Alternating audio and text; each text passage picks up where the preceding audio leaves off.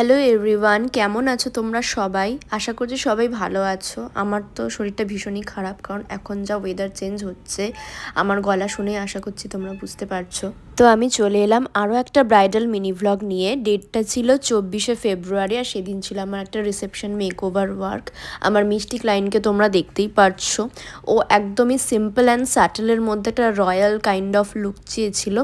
তো আমি সিম্পলের মধ্যেই দেখতে পাচ্ছ লুকটা করেছি। আর শাড়ির কালারটাও ভীষণ মিষ্টি ছিল, পিচ কালারের মধ্যে ছিল। তো পুরো মেকআপটাই আমি নিউড মেকআপ করেছি ওকে, পিচ কাইন্ড অফ গ্লোয়ের মধ্যে।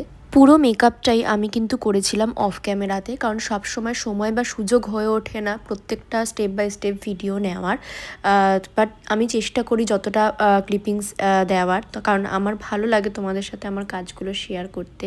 আর তোমরা যখন আমার কাজ থেকে ভালোবাসা দাও, তখন আমার আরও বেশি মোটিভেট হই নতুন নতুন সুন্দর সুন্দর কাজ করার জন্য। ঠিক তেমনভাবেই আমার এই মিষ্টি ব্রাইড যখন আয়নায় নিজেকে দেখে খুশি হচ্ছিল মেকআপটা দেখে, তখনও আমার ভীষণ ভালো লাগছিল ওর মুখের ওই হাসিটা দেখে। তোমার রিসেপশনে সেজে কেমন লাগলো?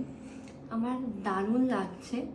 সত্যি কথা বলতে একটু ভয়ই ছিলাম যে কেমন হবে, কারণ আমি সত্যি সাজিনি, আমি নিজে নিজেই যেটুকু পারি করি, মানে এত সুন্দর হবে আমার মানে beyond expectation. Thank you Moumita, দারুণ লাগছে। Thank you so much. একটু আইসটা ক্লোজ করো, তাকাও। Wish you all the best for your Thank you. Future. তো আমার এই মিষ্টি ব্রাইডকে তোমাদের কেমন লাগলো অবশ্যই কিন্তু জানিও।